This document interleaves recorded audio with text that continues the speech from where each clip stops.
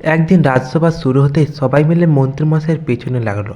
মহারাজ তো প্রথমেই এসে বলল, মন্ত্রী, গোপাল তোমাকে নিয়ে রোজ কত মজা করে, কিন্তু তুমি উল্টে কিছুই বলতে পারো না গোপালকে। গোপাল বলল, উনি উল্টে কি করে কিছু বলবেন মহারাজ?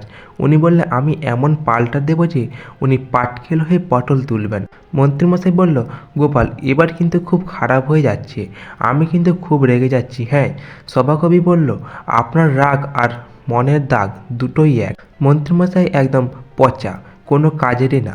গোপাল হেসে হেসে বলল, এমা, শেষ পর্যন্ত সভাকবি আপনার পেছনে লাগছে মন্ত্রীমশাই। তারপর অনেক মজা করার পর রাজসভা শেষ হয়ে গেল। মন্ত্রীমশাই বাড়িতে আসলো। খুব খিদে পেয়েছে বলে দরজার সামনে থেকে গিন্নিকে ডাকতে থাকলো, গিন্নি, ও গিন্নি, আমার খুব খিদে পেয়েছে গো, আমাকে খেতে দাও। মন্ত্রী গিন্নি কোনো সাড়াই দিল না। তারপর মন্ত্রীমশাই ঘরে ঢুকে দেখে গিন্নি এখনো শুয়ে আছে। তখন মন্ত্রীমশাই গিন্নির পাশে গিয়ে বলে, কি গো গিন্নি, আমাকে খেতে দাও, আমার খুব খিদে পেয়েছে। মন্ত্রী গিন্নি বলল, রান্না করতে পারিনি গো। মন্ত্রীমশাই বলল, হ্যাঁ, রান্না করতে পারোনি মানে কেন রান্না করনি? মন্ত্রীগিন্নি বলল, খুব কষ্ট হচ্ছে গো, শরীরটা খুবই খারাপ আমার। মন্ত্রীমশাই বলল, সে কি, আমি এবার খাবো কি?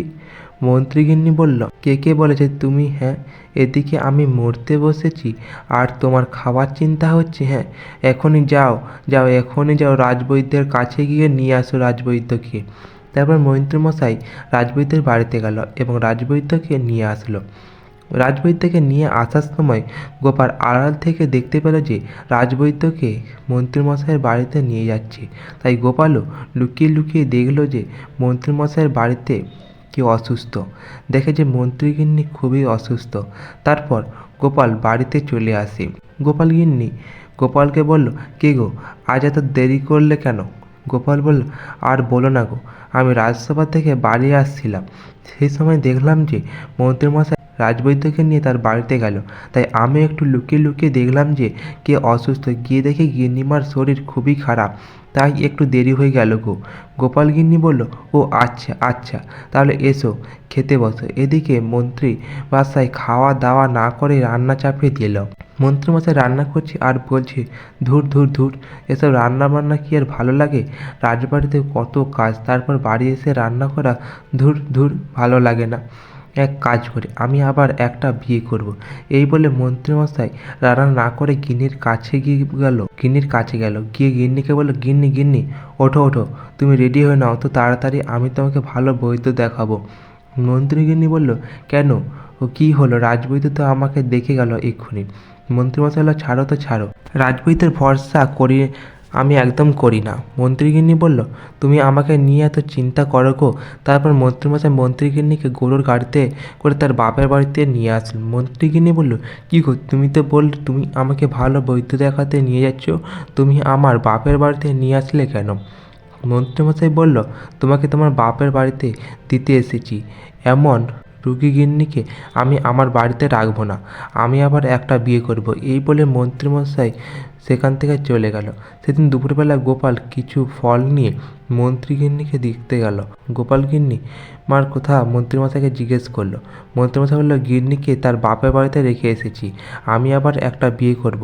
এরকম রোগী গিন্নিকে আমি আমার বাড়িতে রাখবো না।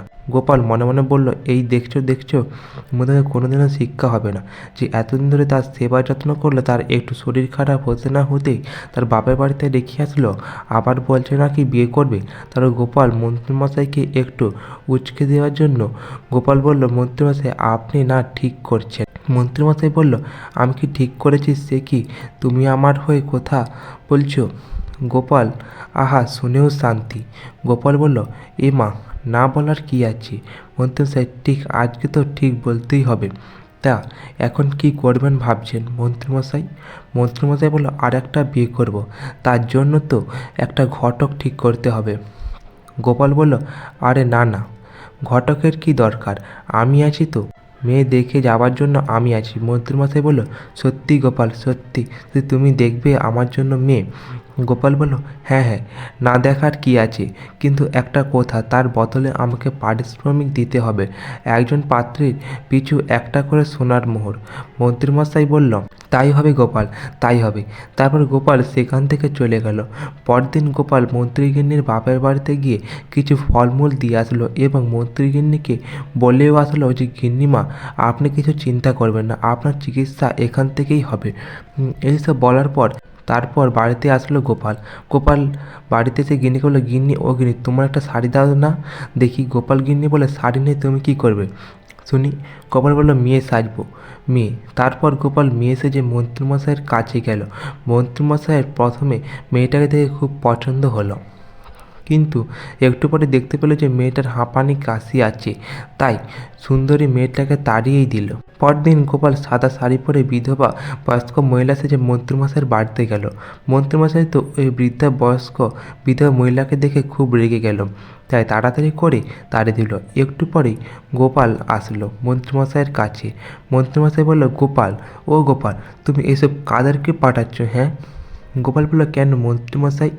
মন্ত্রীমশাই বলল, কেন মানে, প্রথমে একজন আসলো খুব সুন্দর, কিন্তু তার হাঁপানি আছে। দ্বিতীয় আসলো সে বিধবা বয়স্ক মহিলা। গোপাল বলল, আচ্ছা বেশ, এবার একজন আছে খুব সুন্দরী সুকণ্ঠী, সকলে উঠে আপনি কোকিল কণ্ঠের কথা শুনবেন। মন্ত্রীমশাই এসব কথা শুনে তো খুব খুশি হয়ে গেল। গোপাল বলল, মন্ত্রীমশাই, আর কোনো দেখাদেখি হবে না, এবার একেবারে বিয়ে। মন্ত্রীমশাই বলল, কি বলছেন গোপাল, একেবারে বিয়ে? কবে বিয়ে করব আমি, কবে বিয়ে করব, বলো বলো। গোপাল বলল, কালকেই বিয়ে করবেন আপনি, আমি সব কিছু রেডি করে রাখবো, আপনি কিছু মোহর আমাকে দিয়ে দিন, আমি সব কিছু রেডি করে রাখছি, আপনি শুধু কালকে গিয়ে বিয়েটা করে নেবেন। তারপর মন্ত্রীমশাই 50 স্বর্ণমুদ্রা গোপালকে দিল। গোপাল ওই টাকা দিয়ে মন্ত্রী গিন্নিকে নিয়ে চিকিৎসা করালো। তারপর গোপাল বিয়ের ব্যবস্থা করলো এবং বিয়ের জায়গাটা খুব সুন্দর করে ফুল দিয়ে সাজিয়ে দিল। মন্ত্রীমশাই আর অপেক্ষা না করতে পেরে পরের দিন সকলে রেডি হয়ে বিয়ে করতে গেল। গিয়ে দেখে গোপাল বিয়ের জন্য ছাদনাতলাটা খুব সুন্দর করে ফুল দিয়ে সাজিয়ে দিয়েছে। গোপাল, তুমি তো খুব সুন্দর করে ছাদনাতলাটা সাজিয়েছো, তা মেয়ে কোথায়? গোপাল বলল, মেয়ে সেজে গুজিয়ে আসছে, একটু অপেক্ষা করুন, আর হ্যাঁ, ছাদনাতলাতে তো বসুন। মন্ত্রীমশাই বলল, হ্যাঁ হ্যাঁ, ছাদনাতলাতে বসছি। তারপর মন্ত্রীমশাই ছাদনাতলায় পা দিতেই মন্ত্রীমশাই একটা গর্তে পড়ে গেল এবং মন্ত্রীমশাইয়ের পাটা ভেঙে গেল। মন্ত্রীমশাই বলল, গোপাল, আমার বিয়ে কখন হবে? গোপাল বলল, মন্ত্রীমশাই, আপনার তো পা ভেঙে গেছে, কে বা আপনাকে বিয়ে করবে? হ্যাঁ, কোনো মেয়ে আপনাকে আর বিয়ে করবে না। আপনি তো রুগী মেয়েকে দেখতে চান না, তাহলে ভালো মেয়ে আপনাকে বিয়ে করবে কেন? মন্ত্রীমশাই বলল, আমি আমার পুরনো বউকেই চাই। তারপর মন্ত্রীমশাই এবং গোপাল মন্ত্রীগিন্নির বাপের বাড়িতে গেল। মন্ত্রীগিন্নি দরজা খুলে বলল, কী গো, কেউ বিয়ে করলো না বুঝি?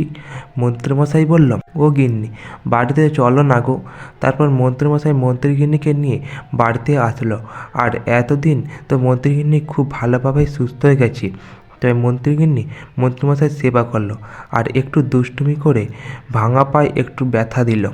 তো আজ এই পর্যন্ত। গল্পটি ভালো লাগলে অবশ্যই চ্যানেলটি সাবস্ক্রাইব করে দেবেন এরকম আরও কিছু গল্প পাওয়ার জন্য।